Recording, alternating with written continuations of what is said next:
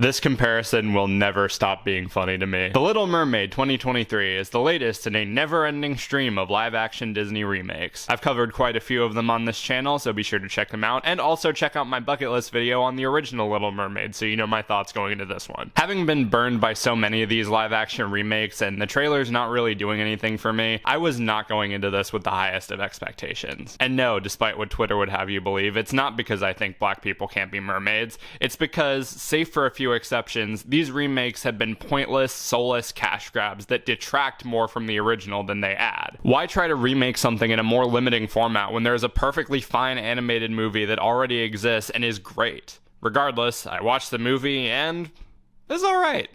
I think it definitely stands, or swims, on the higher end of the live-action Disney remake ranking, but I don't think I can actively call it good. There are some things that I do genuinely like about it, the biggest one being Halle Bailey. Despite my reservations toward this movie, I was always rooting for her, and she fucking killed it. I know I've used this image to take cheap shots at her several times, and to be fair, the lighting and VFX do her zero favors. Whenever she's underwater, she looks like she's suffering from floating head syndrome, but her actual performance is really good. Not only does she capture the voice and inflections of animated Ariel pretty damn well, but I think she excels the most when she's not talking. I know that sounds pretty backhanded, but seriously, look at the animated mermaid when she loses her voice and see how much life they're able to bring out of her face. Look at how they display her curiosity, her awe of this new world she's exploring. Bailey captures that wide-eyed innocence to a damn T. I'm confident that she'll have a blossoming career after this movie, and I'm really excited to see what she does next. The rest of the cast is a bit of a mixed bag. Melissa McCarthy was not as bad as I thought she would be.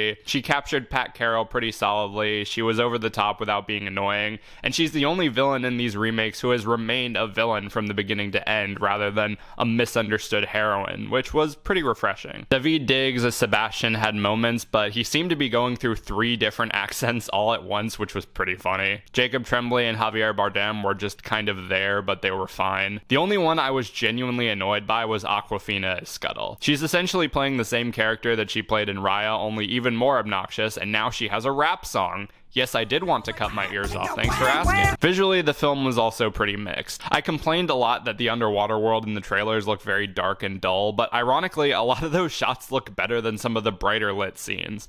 The shots where the environment is very full with sea life and plants looks very cool because they balance out the shadows and the colors well enough, whereas a lot of the shots in Under the Sea look like a screensaver. Speaking of, the songs are also pretty solid for the most part. Part of Your World sounded great, and McCarthy didn't completely butcher Poor Unfortunate Souls, which was good. Kiss the Girl had me and my girlfriend cracking up. They also add like 4 new songs, and they are all terrible and inconsequential. Along with the aforementioned Scuttle rap, Ariel gets a couple of songs that relay her inner thoughts that don't really add much, and Eric gets a power ballad that sounds like auto-tuned garbage. Speaking of Eric, he's also a bit of a mixed bag. While the chemistry between him and Ariel is genuinely sweet, and he does have a bit more backstory than in the animated film, he also has little to no personality and has very little to do in the story. Also, regardless of what you think of this movie, whether you loved it or hated it, it did not need to be 2.5 fucking hours. The original is a brisk 90 minutes, it goes by very quickly with no padding, everything happens at just the right time, it's great. This movie, you feel every second of the runtime.